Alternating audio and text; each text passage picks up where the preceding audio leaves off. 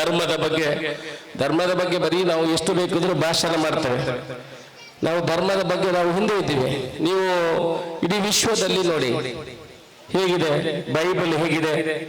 85,000 ಕೋಟಿ ಬೈಬಲ್ ಈ ವಿಶ್ವದಲ್ಲಿ ಸೇಲ್ ಆಗ್ತದೆ. ಕುರಾನ್ ಎಷ್ಟು ಸೇಲ್ ಆಗ್ತದೆ?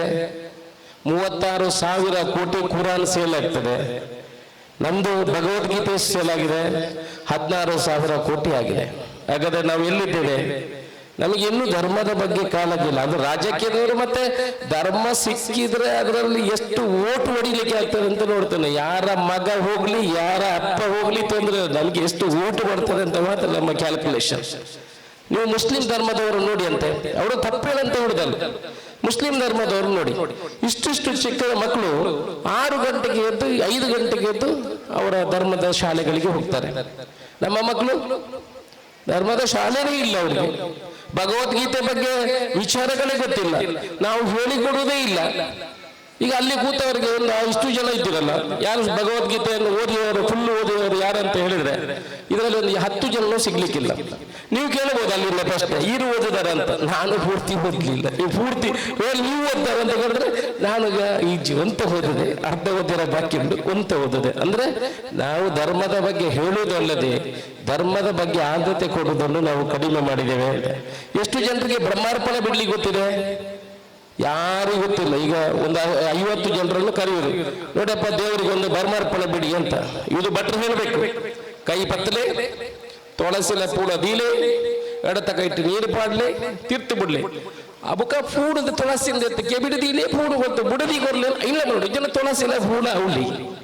ಅಂದ್ರೆ ನಾವು ಯಾವುದನ್ನು ಹೇಳಿಕೊಡುವುದಿಲ್ಲ. ಹೇಳಿಕೊಟ್ರೆ ಮಾತ್ರ ಅಲ್ಲ ನಮ್ಮ ಮಕ್ಕಳೇ ಬರೋದು. ನಾವು ಅದನ್ನು ಕೊಡುವಂತಹ ಕೆಲಸದಲ್ಲಿ ನಾವು ಹಿಂದೆ ಇದ್ದೀವಿ. ಅದಕ್ಕೆ ಹೇಳುವಂಥದ್ದು, ನಾವು ಧರ್ಮದ ಬಗ್ಗೆ ಭಾಷಣ ಕೊಟ್ಟರೆ ಆಗ್ಲಿಕ್ಕಿಲ್ಲ, ಧರ್ಮದ ಬಗ್ಗೆ ಅರಿವು ಕೊಡುವಂತಹ ಕೆಲಸವನ್ನು ಮಾಡಬೇಕು ಅಂತ. ನಮಗೆಲ್ಲ ಕೆಲವರು ತಂತ್ರಿಗಳು, ನಾನು ಮೊನ್ನೆ ಹೋದಾಗ ಹೇಳ್ತಾರೆ, ಅಶೋಕ್ ರೈಗಳೇ, ಧರ್ಮದಲ್ಲಿ ರಾಜಕೀಯವನ್ನು ಹುಡುಕಿ ರಾಜಕೀಯದಲ್ಲಿ ಧರ್ಮವನ್ನು ಹುಡುಕಬೇಡಿ ಅಂತ. ರಾಜಕೀಯದಲ್ಲಿ ಧರ್ಮವನ್ನು ಹುಡುಕಿದ್ರೆ ಈ ಧರ್ಮ ಅಭಿವೃದ್ಧಿ ಆಗಲಿಕ್ಕೆ ಸಾಧ್ಯ ಇಲ್ಲ.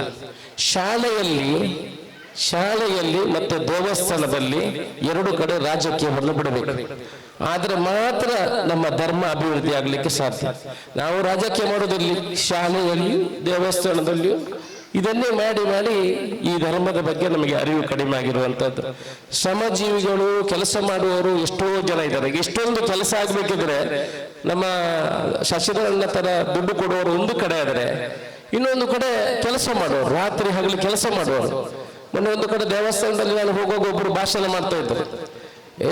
ದುಡ್ಡು ಕೊರಪಣಕಲಿ ಮಲ್ಲ ಸಂಗತಿ ದಲತ್ತಿ ಮೂಲ ಬಲ್ಪನ ಕೆಲಸ ಬಲ್ಪನ ಕಾರ್ಯಕರ್ತರೇ ಬಾರಿ ಅಡ್ಡೆ. ಈ ಕಾರ್ಯಕರ್ತರು ದುಡ್ಡು ಕೊಡುವವರು ಇಬ್ಬರು ಸೇರಿದ್ರೆ ಮಾತ್ರ ಅಲ್ಲಿ ಕೆಲಸಗಳಾಗ್ತದೆ. ಒಬ್ಬರು ಕೈ ತಟ್ಟಿದ್ರೆ ಒಂದು ಕೈಯಲ್ಲಿ ಚಪ್ಪಾಳೆ ಹೊಡಿಲಿಕ್ಕೆ ಆಗುದಿಲ್ಲ, 2 ಕೈಯಲ್ಲೂ ಚಪ್ಪಾಳೆ ಹೊಡೆದ್ರೆ ಮಾತ್ರ ಚಪ್ಪಾಳೆಗಳಾಗೋದು. ಇದನ್ನು ಯಾಕೆ ನಾನು ಉಲ್ಲೇಖ ಮಾಡಿದೆ ಅಂತ ಹೇಳಿದ್ರೆ, ಈ ದಾನಿಗಳು ಇಂಥವರು ಬೇಕಾದ ಕಷ್ಟಪಟ್ಟು ದುಡ್ಡು ಕೊಡ್ತಾರೆ, ಅವರಿಗೂ ಕೂಡ ಒಂದು ಕಾರಲ್ಲಿ ತಗೊಂಡು ತಿರುಗಬಹುದು. ಆದ್ರೆ ಯಾಕೆ ನಮ್ಮ ಧರ್ಮ ಅಭಿವೃದ್ಧಿ ಆಗಬೇಕು, ಅರಿವು ಆಗಬೇಕು, ಅದಕ್ಕಾಗಿ ಅವರು ಹಣ ಕೊಡುವಂಥದ್ದು. ಅವರು ಕಾರ್ಯಕರ್ತರು ಸೇರಿದ್ರೆ ಮಾತ್ರ ಅಲ್ಲಿ ಜೀರ್ಣೋದ್ಧಾರ ಆಗುವಂಥದ್ದನ್ನು ಆಗ್ತದೆ.